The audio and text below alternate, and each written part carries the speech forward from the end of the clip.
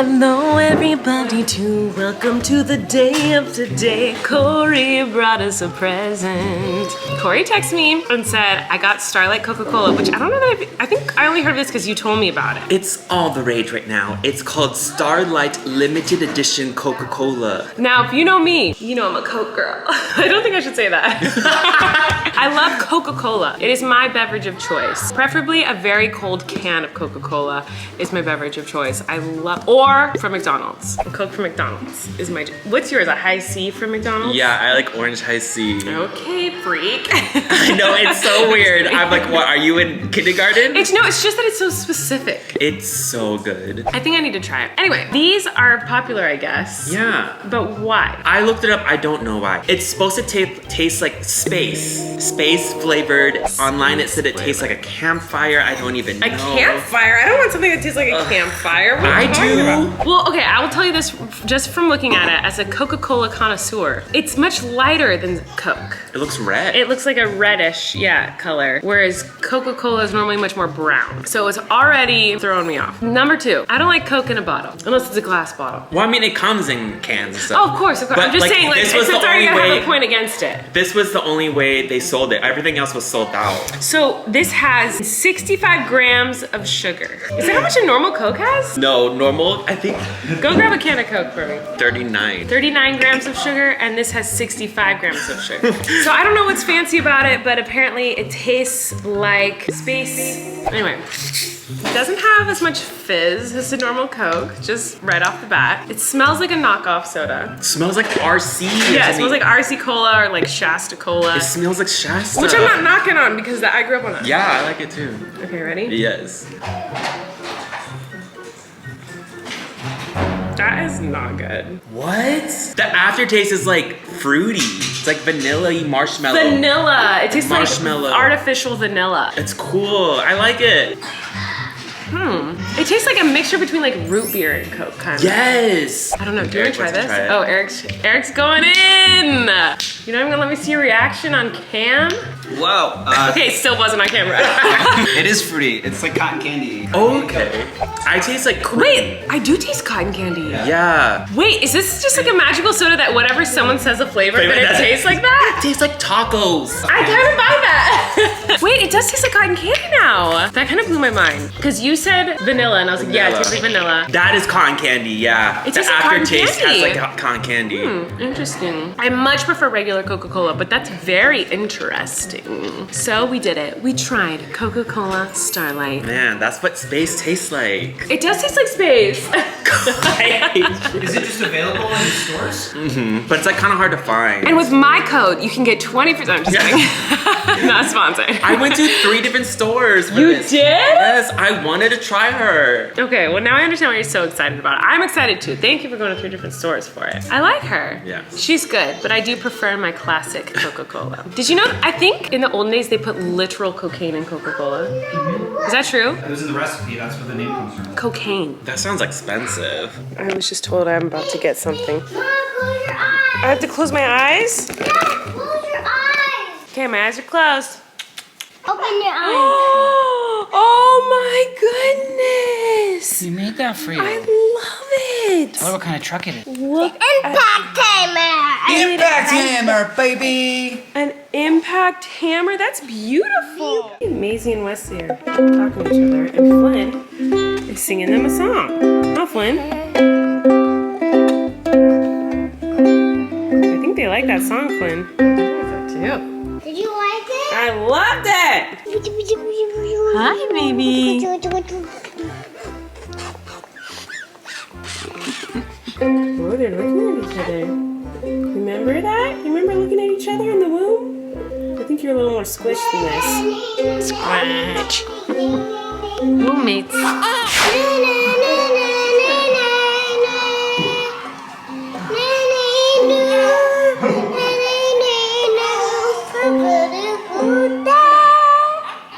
Are you complaining? Beautiful! I'm singing to Maisie. I know. I can sing the Maisie. Oh, Flynn's gonna sing to Maisie. You gonna sing?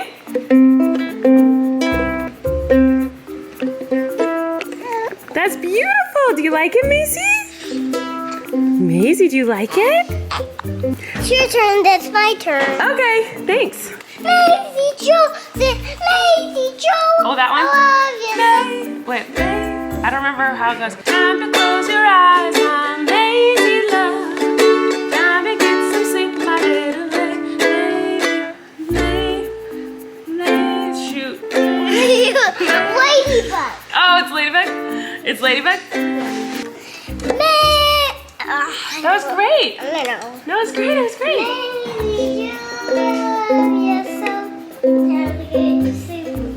That was so good, Flynn. No, it was perfect. It was perfect. Yeah. That was so good. I loved it. Maybe if I change the key, I'll be able to play it. Time to close your eyes, my lazy love. So kind of high. Time to get some sleep, my little ladybug. Time to close your eyes, my lazy love. Time to get some sleep, my little ladybug. Lazy Joe, I love you so. Mommy and Daddy are so lucky that we have you. Lazy Joe, I love you so.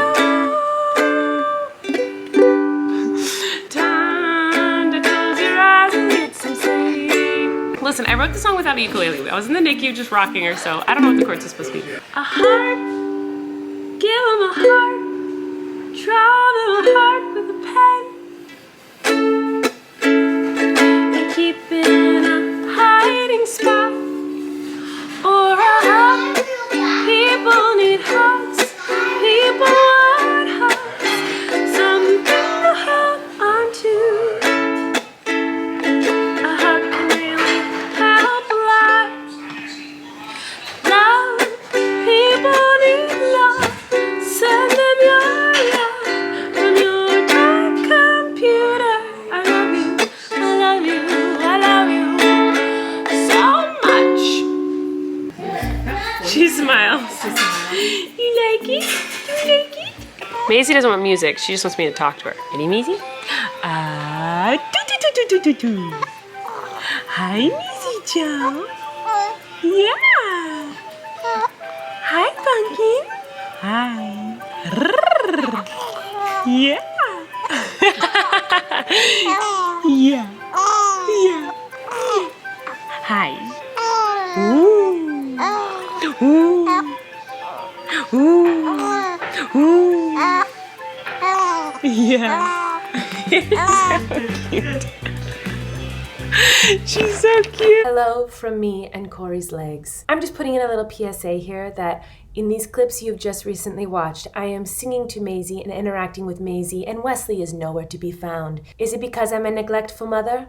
Probably. Or perhaps it is because my son was sleeping, and I sing to him all the time too, just not on camera at that particular moment. Just wanted to clear the air. You can decide what you want. People will, no matter what I say. Neglectful mother, or was he sleeping? Who's to decide? Enjoy the rest of the vlog. I'm pumping, it's boring, I'm Colleen. I'm literally pumping right now, and Daisy is trying to get my attention, but my attention is on you. I thought this might be a good time to do a little tortilla talk questions. So, Daisy, stop pushing the camera.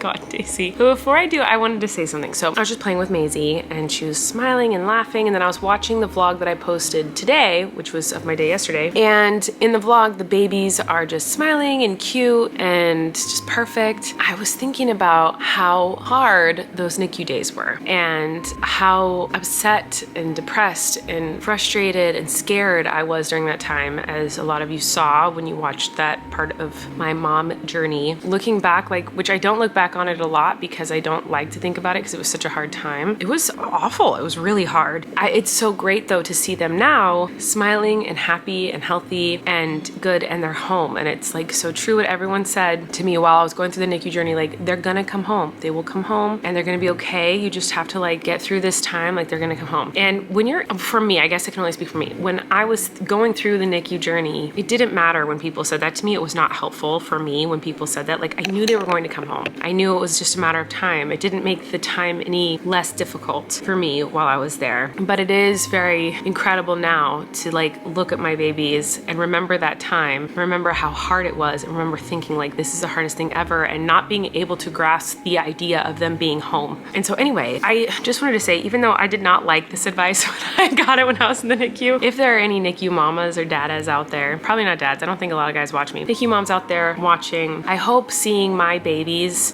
helps you get through the time in the NICU. Just seeing that like my babies were there for quite a while and they're home and they're happy and they're healthy and they're thriving, and that's gonna be your baby. Like your baby is going to come home and your baby is going to thrive and be smiling and giggling at you singing silly songs. It's gonna happen. But yeah, I know when people said stuff like that to me, I guess it was comforting to hear that other people had been through it. Like that was like, I think maybe the one thing that did get me through the NICU experience was hearing from other people who had been through the experience. But when people said like, they're gonna come home, that was not helpful. I was like, I know they're gonna come home, but that doesn't mean this doesn't suck right now. But anyway, I don't know, I was just thinking about how hard that journey was, and like they're home now, and I don't know, I'm so grateful that they're home and they're okay. So I just wanted to say that, and thank you to everyone who's like so sweet and supportive during that like rough time. But anyway, I'm gonna answer some tortilla talk questions. So in yesterday's vlog, I was talking about how I was insecure of my forehead because I feel like I have a big forehead, and not that there's anything wrong with big foreheads. I just think for me and my face, like proportionally, I don't like my personal forehead. So this person said this, Grace said this, Colleen, I was bullied for my big forehead for years, and I just want to say that as someone who's constantly thinking about my forehead and its size, etc., I have never noticed the size of yours. Never even gave it a second thought. Oh, cat hair, so much cat hair in my mouth. So even if it's a small insecurity you have, I promise it looks normal to the majority of everyone else. And I think this is a great comment because this is true for like, I feel like everyone and everyone's insecurities, like anything about you that you feel like is, I don't know, not how you want it to look. You're insecure about a certain part of your body, certain part of your face, some aspect of your body and how you look, anything that you might feel insecure about, you notice it more than anybody else. I promise you that. I promise you that you notice it more than anybody else does. In fact, most people probably don't notice it at all. I've been told this my whole life, and I know that to be true. Like I know that like the things that I'm most insecure about are things that like most people probably don't even notice or don't think about, or they kind of notice but like it's not a big deal to them. Like whereas for me, like when you get a tiny zit on your face, for me I'm like, oh my gosh, everyone's looking at that zit, but like in most cases people might notice it but then like they don't think about it again, or they don't notice it at all. You know what I'm saying? So this is a good reminder for me because I need to remember this. But yeah, like that's such a good thing to remember. So I just want to remind everyone of that as I'm reminding myself of that. Like my biggest insecurities are like my forehead and my nose and my skin. Like I don't like the way my skin looks. It's like I have wrinkles, which I know I should not be insecure about, but society teaches us to get rid of wrinkles, when in reality, like wrinkles should be things to be celebrated because it's showing like age and maturity and growth. And I don't understand why age and maturity and growth is something we are trying to hide. We're trying to look younger and younger, but like as you get older, you're supposedly supposed to get wiser and learn and grow as a human. So like, why aren't we celebrating the things that come with age? But anyway, I am insecure about these things, and they're things that I think probably most people don't even really notice, or if they do, it's not a big deal to them like it is to me. So it's something to remember. And also, I read this a couple times, but it's so important to remember too that like your future self will probably look back at your current self and think you look fly.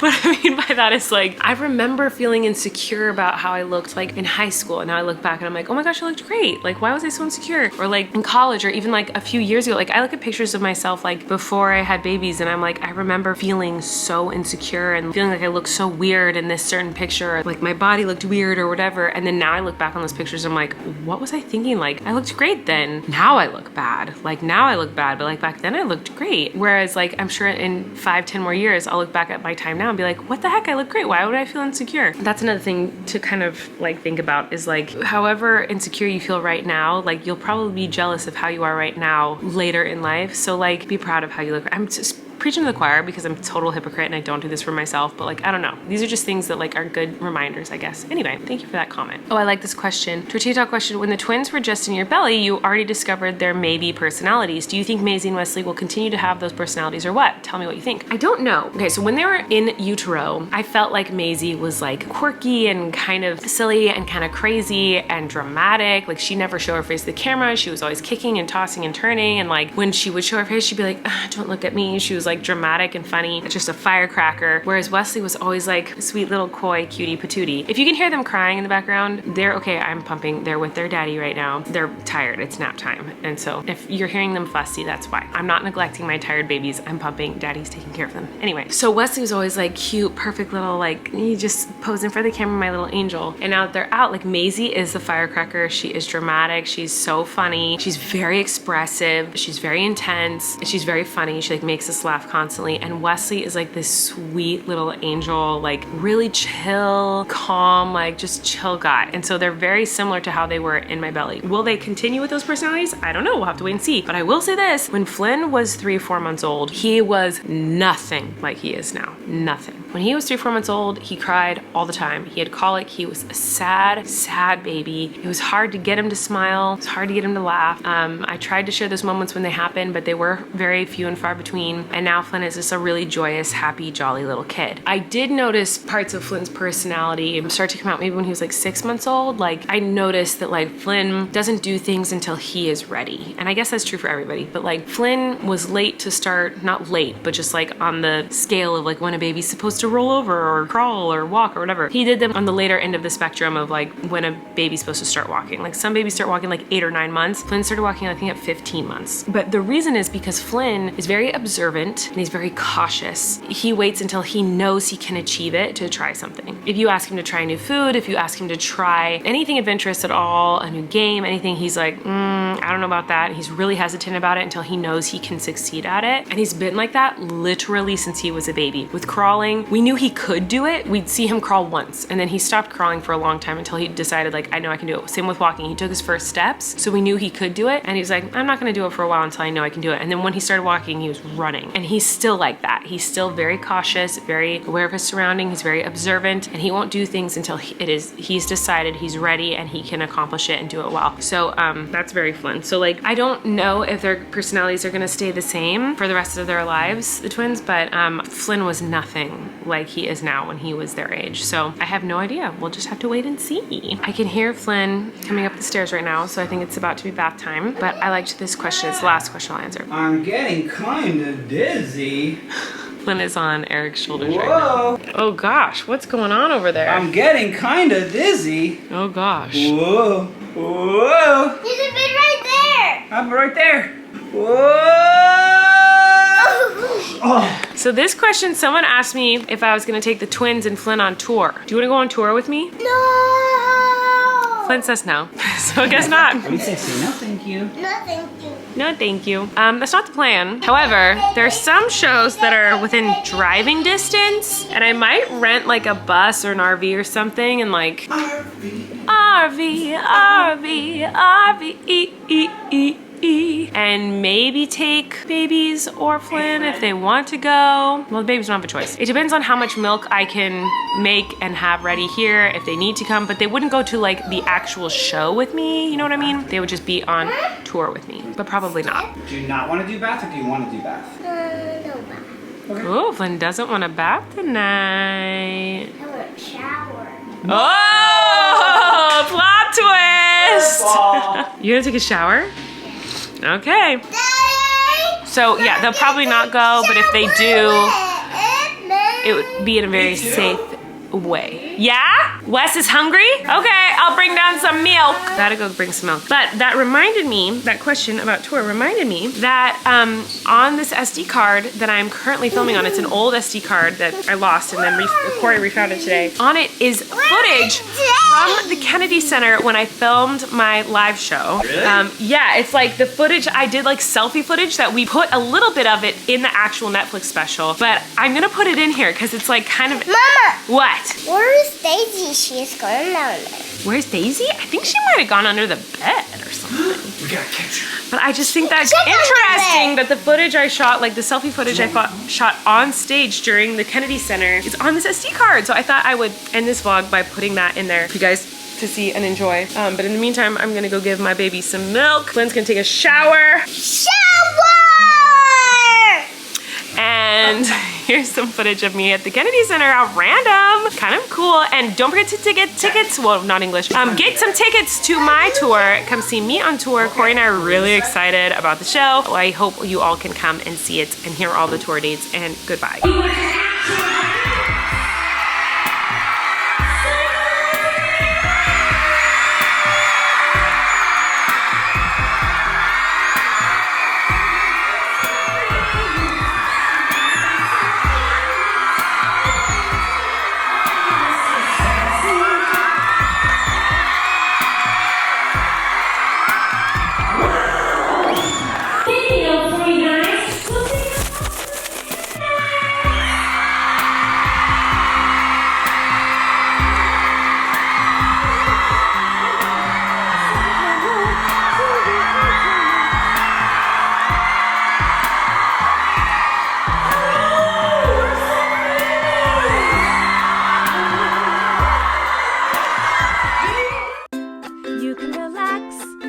Colleen and Eric have a podcast. The world is scary and we're locked in our home, but now we have big microphones, so you can relax. That's the name of our podcast.